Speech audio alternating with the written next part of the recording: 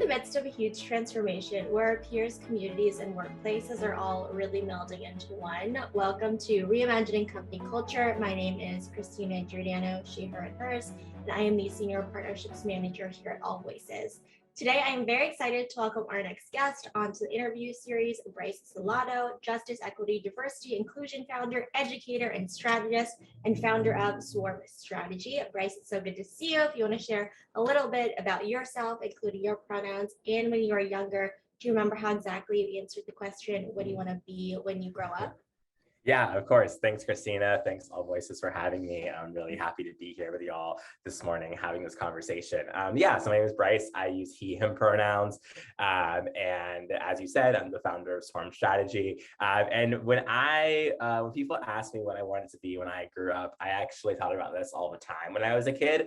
And my answer was I wanted to be a WNBA player, which is the Women's Professional Basketball League. I played basketball growing up my entire life, and I grew up in Charlotte, North Carolina. And when I was a kid, Charlotte still had a WNBA franchise. We no longer do, unfortunately. But when I was a kid, the Charlotte Sting were still in Charlotte, and my grandma actually worked at the arena. So I got to go to every single Charlotte Sting home game when I was a kid.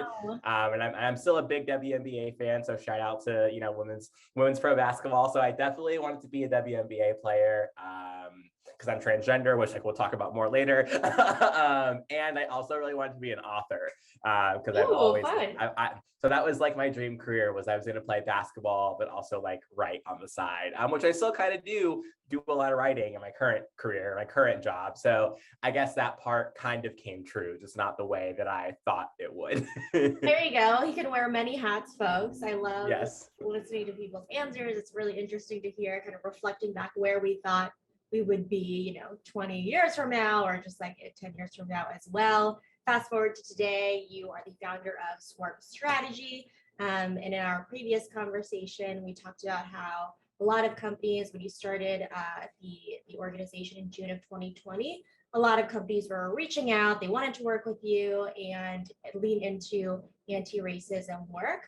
And reflecting back, thinking about all of the reactivity we saw leaning into diversity, equity, and inclusion work and responding to the murder of George Floyd at that time as well.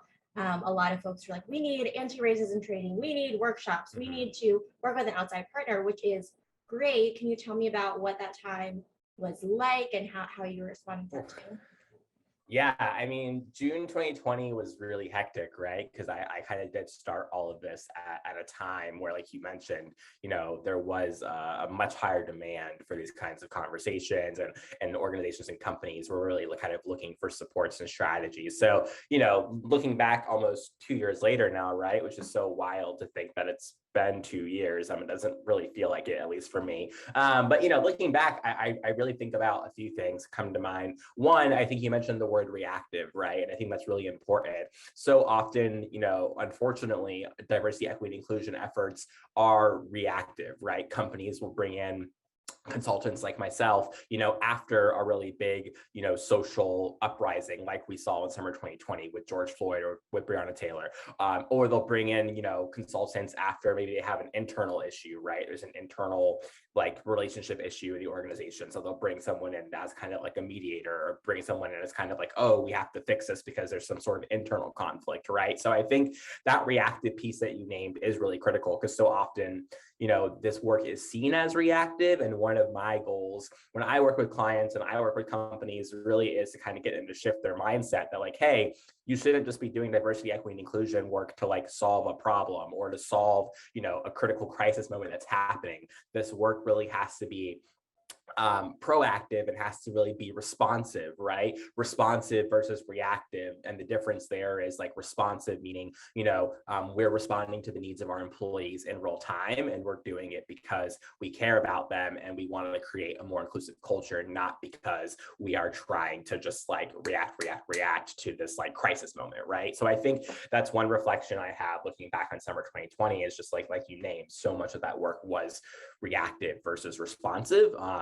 And, I think for me, what's been challenging looking back is seeing kind of like how a lot of that momentum has been lost, right? So a lot of those companies and organizations that initially reached out to me or to other consultants or other agencies in summer 2020 made a lot of big promises, made a lot of big statements. But then my question kind of is like, well, 2 years later, where are you at, right? Are you actually following up with those promises and actions?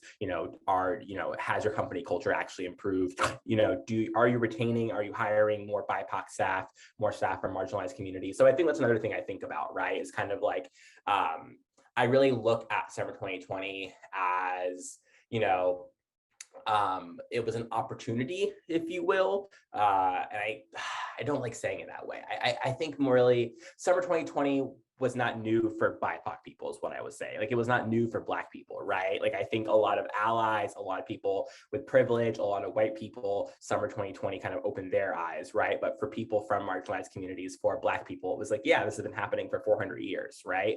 In terms of systemic oppression, systemic violence, facing racial violence. So I think it was an opportunity for non-Black folks and for people in positions of power, people in leadership to really say, oh, we should do something now. And it shouldn't have taken that to get to that point, right? To be clear, what happened summer 20, it should not have taken that for leaders to get to that point, but unfortunately it did.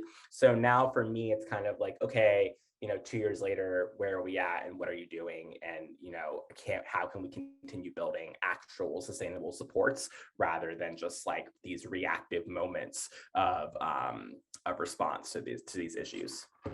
Absolutely sustainable, continuous, ever there as well. And I think that speaks to the authenticity piece when we talk about, is this company being performative? Is this leader being performative? Are they being reactive? Are these things they only think about 1 month or 1 day out of the year and then it disappears after a few days? And are you actually committed to this work too? We know that organizations and people, leaders, are different parts of their equity journey. So some of them, as you said, like had a come to Jesus moment, June 2020, started doing this work as well. What advice do you have for those companies and leaders who are in the earlier stage of their equity journeys, who want to lean into this work, but also do it in a really intentional way?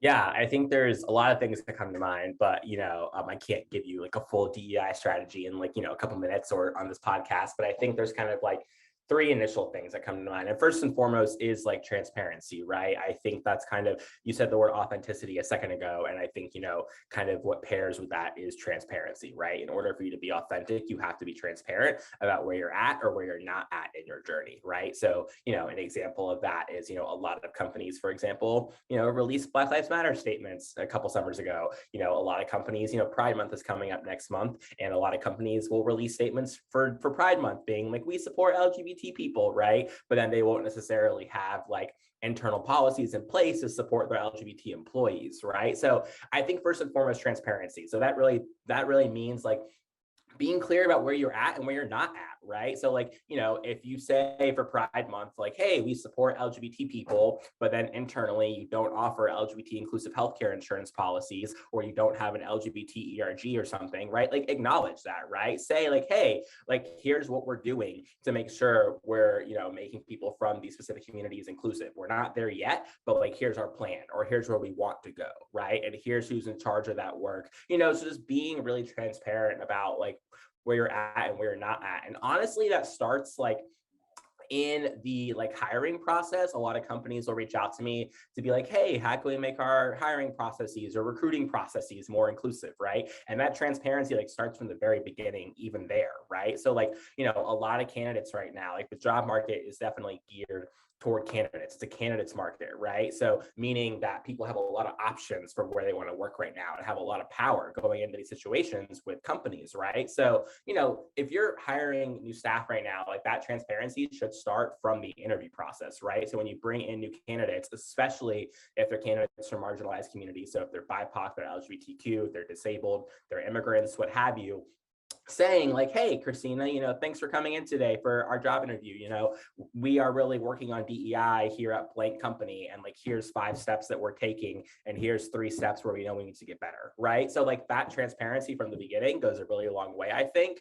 And along with that transparency means you have to be able to recognize your gaps and where you need support, right? And that's especially true if you're a manager or a people leader or in the C-suite, right? Like I think a lot of times leaders and managers, especially in corporate America, there's a lot of pressure to have all the answers, right? There's, especially if you're like a woman, maybe, or again, if you're in a marginalized community and you're in a leadership role, oftentimes like you feel like you have to work twice as hard, right? Or be twice as better to like kind of prove you belong there. And sometimes that means there's this extra pressure to feel like, oh my gosh, I have to have all the answers. And if I don't have all the answers, then like I'm somehow failing, right? And like, that's not real because like no one knows everything, right? No one is like perfectly equipped to like lead every facet of this work, right? Especially when it comes to diversity, equity, and inclusion. So I think kind of like the next step that is very much tied to transparency is recognizing like, hey, I'm an expert in X, Y, and Z, but I'm not an expert on these topics. And like, who can I hire or who can I bring in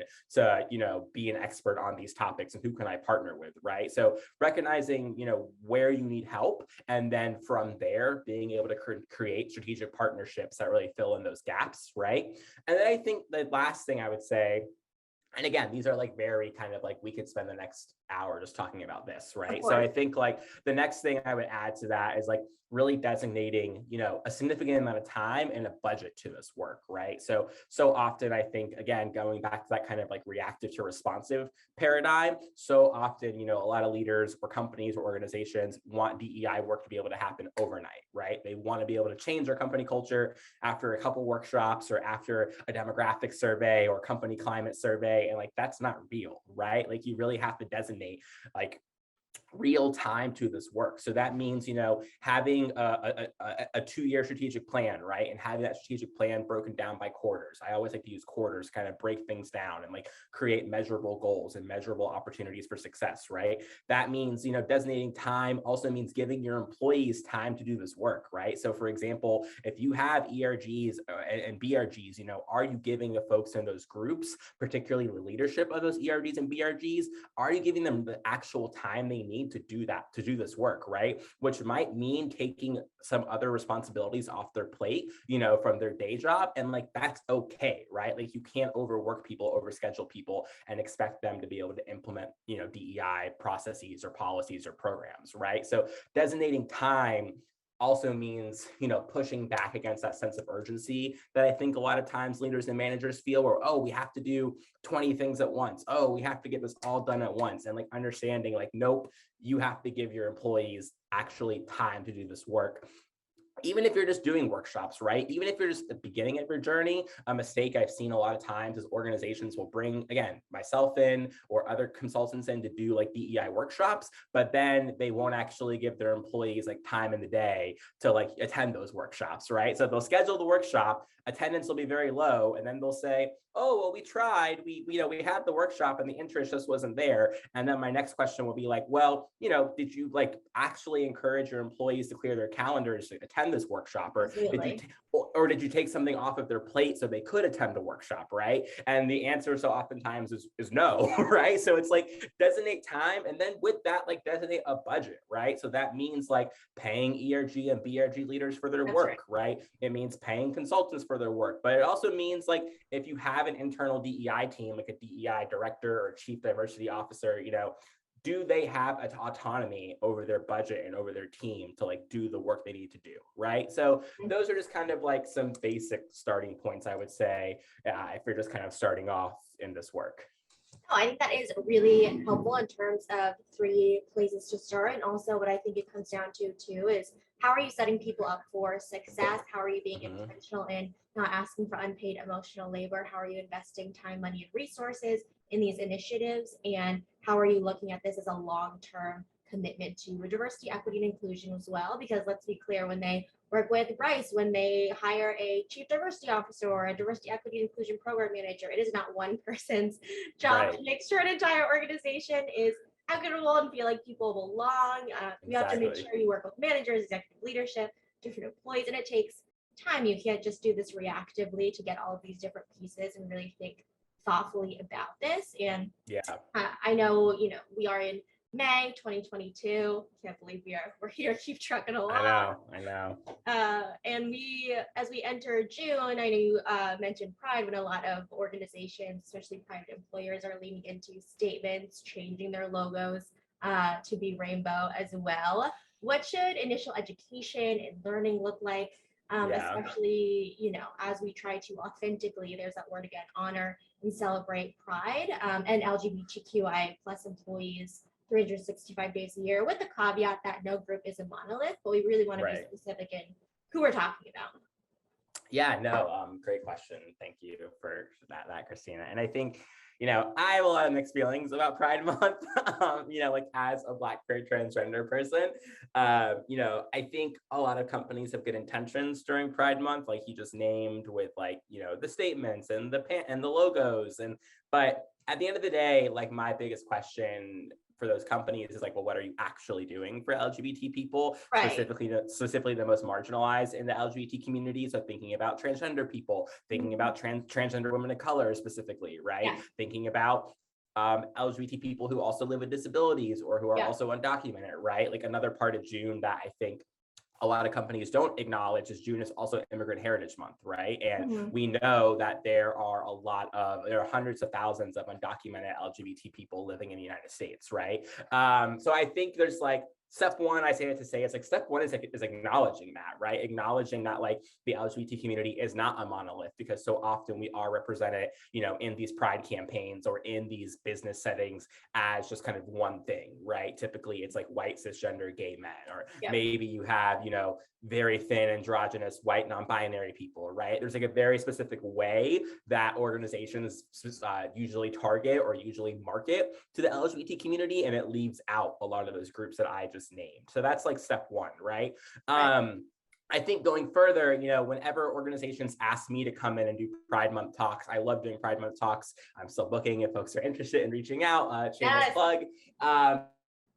But what I bring that is like different, I think, than a lot of other consultants is my academic background is in history. I have an undergraduate degree and a master's degree in history, and a lot of my work is really focused on teaching histories of people from underrepresented communities. So that includes the LGBT community, and there's so much like rich LGBT history that doesn't get talked about a lot, right? So an example I often give is, most people know who Martin Luther King Jr. is, right? He's a very well-known, beloved historical figure, obviously, but very few people know Bayard Rustin's name, right? And Bayard Rustin was MLK's kind of right-hand man, if you will. He was the main architect of the March on Washington. He was the main planner of the March on Washington. He wrote a lot of MLK Jr.'s speeches, and Bayard Rustin was an openly gay Black man, right? And this is the 50s, 60s, and 70s we're talking about. And he had a white Jewish partner, which at the time was very controversial. So not only was he an openly gay Black man during the civil rights era, but he also had a white partner, was in an interracial relationship, right? And like, no one knows about Bayard Rustin. Like very few people know about Bayard Rustin, right? James Baldwin's another great example. Like I love James Baldwin. He's one of my personal heroes. And James Baldwin was queer, right? And he writes about it, he talks about it. But when people quote Baldwin or when people talk about Baldwin, they don't really like acknowledge that he was part of the LGBT community, right? So I think like that foundation of education has to be rooted in history, right? And really understanding that like LGBT people, we've been here for centuries. We've been here since the beginning of time, if you will. And so much of our history has just been very much like intentionally erased, right? Like I even think about like the transgender community right now, right? Like a lot of people think that like being trans is this like new thing. It's like this new phenomena, right? And like it's not. Transgender people have existed again for centuries, and it's just our history has been intentionally erased. So back in Germany, actually, pre-World War II in 1920s, 1930s Germany, there was actually a scientist named Magnus Hirschfeld. He was a psychologist and a researcher, and he was studying gender, and he was studying transgender people, gender-conforming people, and he had amassed a huge library of research, and it was all burned down when the Nazis took over Germany, right? And one of the very first things they did was burn down his library very intentionally. So I think like, again, that is the foundation, right? The foundation has to be like history first and foremost, and then tying that in to what we're seeing today with current trends and current events, right? Because I think the other thing that gets lost on a lot of people when we talk about Pride Month and LGBT identity is it's really easy for folks to say, oh, it's 2022. Like, why are we still having these conversations? Like, we have same-sex marriage, we have LGBT rights. Like, it's great, right? We don't need to talk about this anymore. And what people don't realize is, yes, it's 2022. And guess what? Last year, there was more anti-transgender bills introduced in state legislators across the country than any other year in history before, right? Like, right now, it is still illegal to, fire people simply for being LGBTQ or discriminate against people in workplace settings for being LGBTQ, right? Like, there are no federal employment protections for LGBT people. So it's like, I think it's about like taking that history and connecting it to like, well, what's going on now, and like getting people to understand that there are still a lot of systemic barriers for queer folks in societies and trans folks in society, again, particularly in workplaces, right? So I think for me, that's really like what it comes down to. And the last thing I'll say, I know I'm kind of rambling about this, so I apologize, but the last thing I'll say is also like tying in LGBT folks like all year round, right? Like you mentioned that, like, so, a lot of organizations also honor these other heritage months, right? So like right now it's AAPI Heritage Month, for example, right? And like, there's a huge AAPI queer community. There's a huge AAPI LGBT community, right? So it's like, but again, they're largely invisibilized, right? Or kind of pushed to the side. So like, if you're celebrating these other heritage months or Black History Month in February, right? I just named Byron Rustin and James Baldwin, two Black LGBT heroes, right? Like, you can do, if you're doing these other cultural heritage month celebrations, incorporate the stories of LGBT people within those who are also from those communities, right? Because then it also gives you this really cool opportunity to like talk about the intersection of AAPI and queer identity, or talk about the intersection of, Women's History Month is in March, right? So talk about the intersection of like women's identity and the LGBT community. So there's a lot of opportunities there. I just think it's all about how you're telling those stories, how you're sharing those stories, and more importantly, how you're letting folks in your organization who are from those communities, how you're letting them shape their stories and shape their narratives. Absolutely. Thinking about it 365 days a year, and also intersectionality is so important, term coined by Kimberly Crenshaw as well. And really thinking about, not putting people in boxes or months, or really siloing this work out as well. And also there's a lot of, with this erasure of history, relearning and unlearning things from our lived and learned experiences as well. And if we take it a level down, I know we've been talking a lot from an organizational level, from a company level. At the end of the day, organizations are made of people. And I think we've all heard the phrases around people don't leave bad companies, they leave bad managers. I know that I've heard a lot of different stories around this, especially over this past year at the beginning of the pandemic too. And the role of managers has changed. So I want to ask, what are the most effective ways in terms of trends or patterns you've seen managers specifically across different identities? I think that the odds are you won't have someone who exactly identifies as you as a manager, as someone on your team, specifically support their Black and Brown team members. Yeah, and I really appreciate this question, and I appreciate that you named the importance of managers, because this is a conversation I have a lot with my clients, right? And I'm going to take it back a little bit to my old days to answer this question. So before I got into kind of corporate business, not DEI work, I started my career as a young adult doing LGBT advocacy work on a national scale in DC. I worked at several LGBT nonprofit organizations like the Gay, Lesbian, Straight Education Network and the National Center for Trans Equality, doing more policy advocacy and legislation work. So a lot of my job was, for example, like, listen, we were trying to pass two federal pieces of legislation, the Safe Schools Improvement Act and the Student Non-Discrimination Act, which would protect queer students in schools, right? And kind of create anti-bullying policies that supported them. So a lot of times I would go into meetings with legislators or potential partners, and they would say, oh, the hard part of your job is passing these laws. The hard part of your job is, going to Congress or going to a state legislator and advocating for these bills and getting the votes and passing them. And I would always kind of laugh when people said that, because I'd be like, no, that's the easy part, right? The easy part is passing a bill. The hard part is when you pass that bill, you have to implement that policy, right? Like that is the hard part. And I bring that story up because it is the same in DEI work, right? Like, people think the hard part of the job is getting an organization on board, or, you know, people think the hard part of the job is rewriting that HR policy, or, you know, creating that ERG. And I always kind of laugh and I say, no, that's the easy part. The hard part is implementation, right?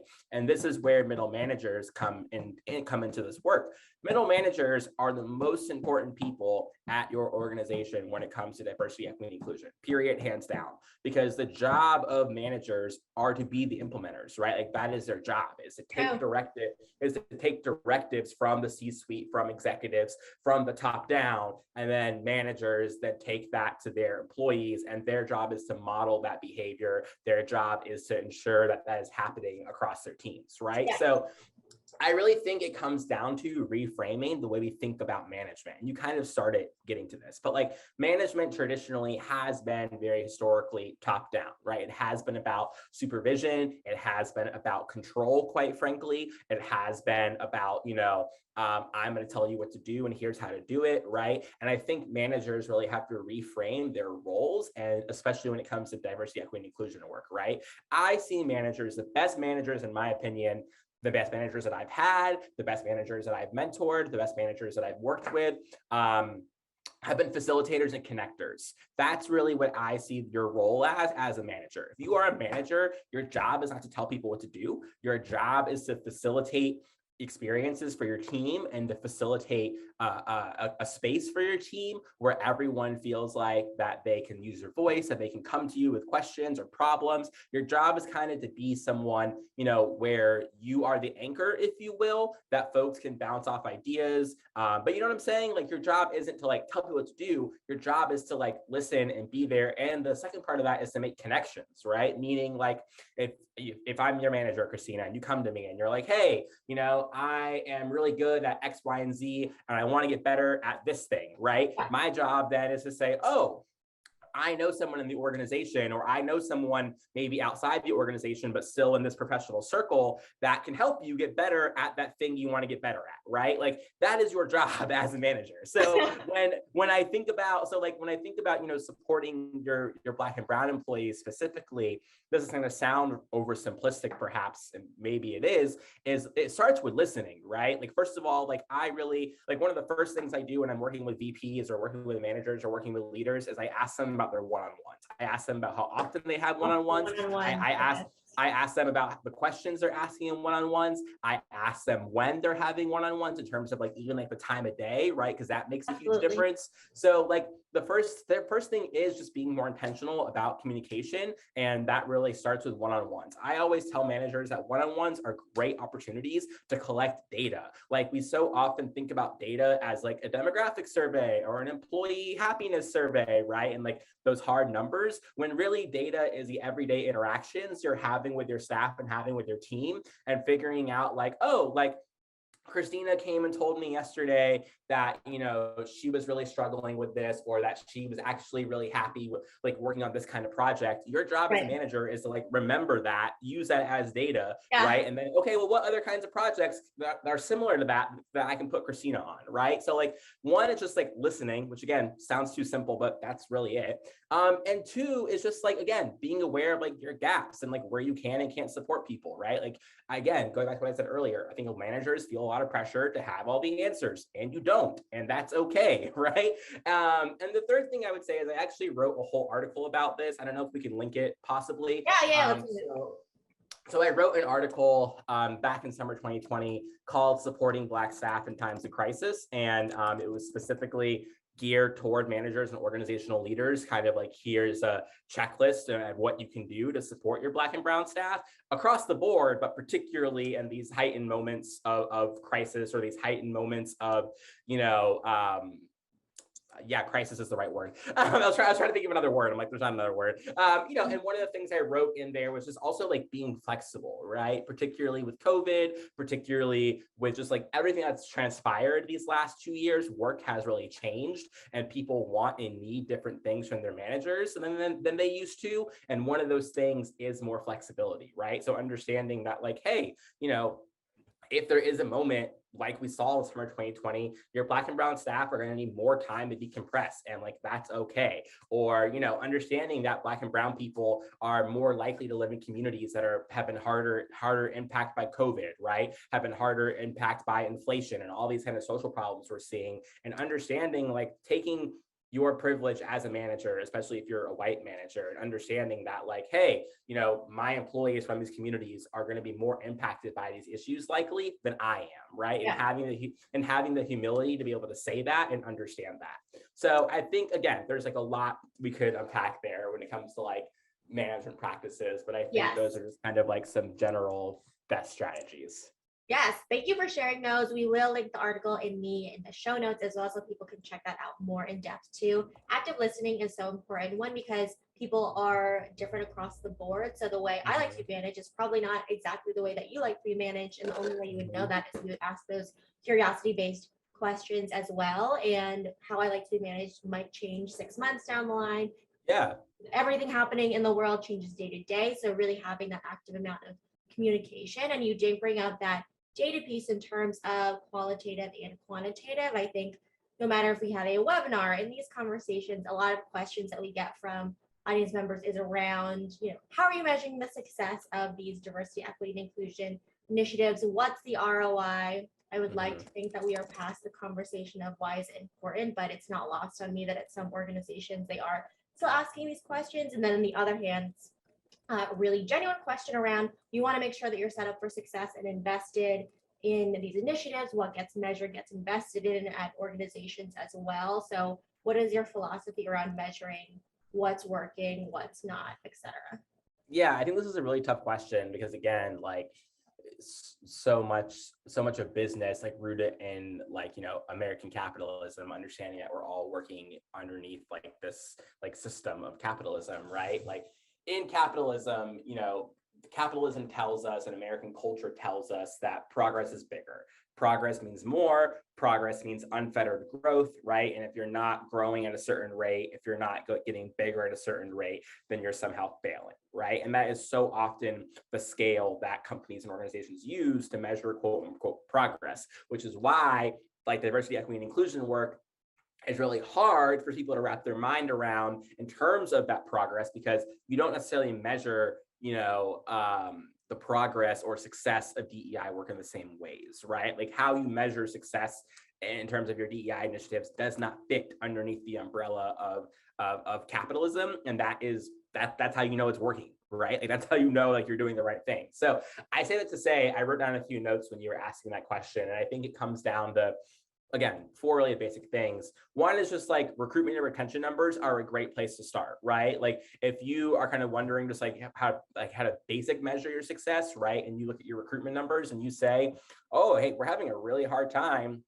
recruiting Black women, or hey, we're having a really hard time recruiting people with disabilities, or we're having a really hard time, you know, recruiting veterans. Veterans are often a group that gets super overlooked when it comes to DEI initiatives, right? And like veterans have so much to bring to workplaces and have so much to bring to the table. So I think like a really basic metric, if you do want to use like quantitative data, a super basic metric is just like your recruitment and retention numbers, right? And then even taking it a step further, and I think that are arguably more important if you're using quantitative data, which is your elevation numbers, meaning who's getting promoted at what rates, right? Because there's a lot of data that shows even at companies that have like good DEI initiatives or good DEI foundations, and they can say, oh, we do have a lot of Black women at our company, or oh, we do have like a lot of LGBT people at our company. Then when they're there, the next question is, okay, cool, that's great, but like what supports do you have in place to make sure that, you know, a year from now that Black woman can get promoted in the same way that that white man would, right? Because then like that's where you see at a lot of companies, you see a huge drop off in the data when it looks at elevation and who is being promoted at what rates. So that's also a really good kind of like starting place if you just want to kind of put a pulse on it and say, hey, where am I at? Check my pulse, look at your recruitment, retention, and your elevation data. And then like just on like a general day-to-day basis, kind of how to track progress. I always kind of say like, and this is super cliche, like, you know, oh, a seat at the table, and I want us to move past a seat at the table. DEI, but it is just still a good metric to use just again on the day-to-day. So if like you walk into a conference room or a virtual meeting on Zoom, right? Just like do a quick scan of like who's in the room, right? In terms of like, oh, like, hey, I noticed this leadership team meeting, we have no women, right? Or like maybe we have one woman, right? Or like, you know what I'm saying? So just like when you're in those rooms, when you're in those spaces, just like do a quick scan. And like, again, that's not a way to track like long-term progress necessarily, right? But it's like on your day-to-day, just to kind of be like aware of like, you know, where you're at as an organization, as a team, as a company, right? And then thinking about like the other thing is demographics in your leadership and management, right? So another thing I'll have companies say is like, oh, we are really diverse. You know, we have 25% POC, or we have, you know, 30% this category. And then you look at where all those people are at, and almost every time they're all entry-level employees, right? Or maybe you have a couple middle managers in the group, but most of the time, you know, people from marginalized communities kind of get siloed in the bottom rungs of an organization, if you will, right? So also thinking about, you know, who is in your leadership and management roles, again, going back to the middle manager piece, right? Because like we just talked about, they are the ones implementing this work. So I think tracking progress looks a little different, right? Because again, it's not about like, oh, we grew this team this size, or we grew like this revenue, like this percent, right? That's not what it's about. It really is like, you know, who's in the room, where are they at, like first and foremost. And then if you really want to take it a step further and kind of go like 2.0, I think when it comes to tracking progress, you know, ultimately over time, it's just like, if you're doing DEI work right, if you're really creating a sense of community and sense of belonging, and more importantly, a sense of psychological safety, you know, progress will look like your work getting better. And like, again, what I mean by that isn't like, you know, better as in more revenue or better as in growing the team. I mean like better as in like your work will be more collaborative, because people will feel like they will be able to share their ideas and be valued. Your work will become more creative and more innovative, because you're going to have people from different communities, you know, in a room brainstorming together or planning together, right? So I think a lot of it is also hard to track, because it's, again, it's not necessarily about numbers or revenue. It's about like the quality of your work will improve if you have more diverse people in the room. And again, you give them the time to slow down and really do this work. So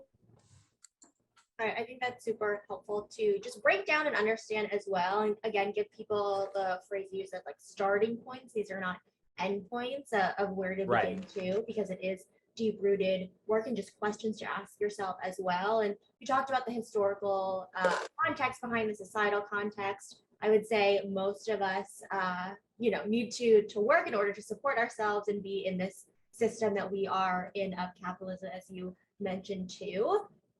A lot of folks acknowledge that diversity, equity, and inclusion work, we are not going to solve systemic racism in our private companies. That's just not how this works. But what role do you see private organizations playing in creating more equity in the world? Because that is not now to say, okay, we're not going to solve it, so we're not going to work on it. We are going to intentionally work on it and make it better. But what is the unique role of these organizations?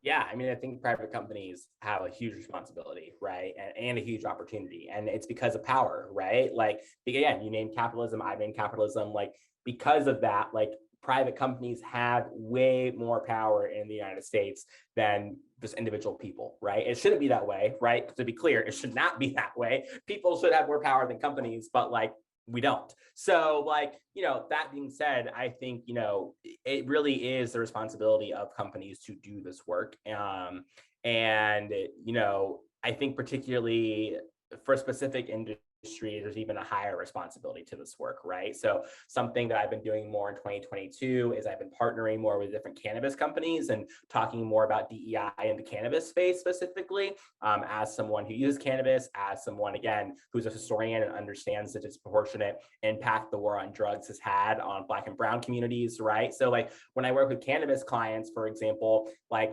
I tell them straight up from the beginning, right? Like, hey, you all have a higher responsibility to racial justice work because of the history of your industry, right? Because of the fact that white men are making millions and millions of dollars off cannabis while Black and Brown people are still incarcerated, you know, for doing the same thing. Yeah.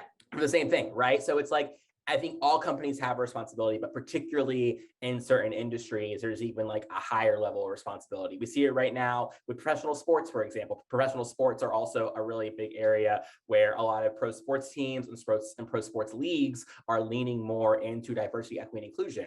And yeah, you have a huge responsibility there because, you know, the NBA, for example, the NFL, for example, like your workforce is primarily African-American, right? Your workforce is primarily Black, right? But then when you look at front offices, when you look at ownership groups, when you look at, you know, the sidelines in terms of who's coaching, you know, you don't see Black and brown people, right? Or you don't see women, for example, right? So I think like sports leagues also have a higher responsibility to this work because of who their employees are, but also because of, again, the power and the reach, right? Like people joke about the NFL being bigger than, you know, the Christian church on Sunday, but it's true, right? Like the NFL is, they have more power in this country than, you know, evangelical Christians do. So when the NFL is, you know, doing it right or getting it right on DEI, or when another sports league is getting it right on DEI, you know, kind of to bring this full circle, you asked me at the beginning, like, oh, like, what was your childhood dream job? I wanted to play the WNBA.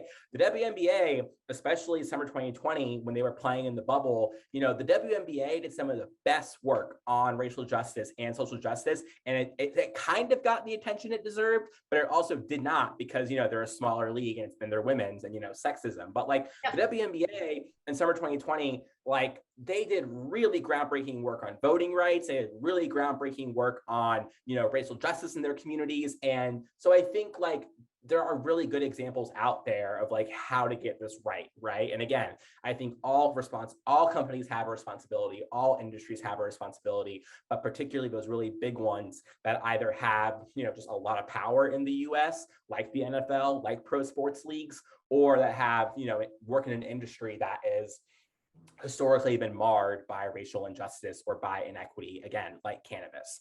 So that's kind of like how I think about that.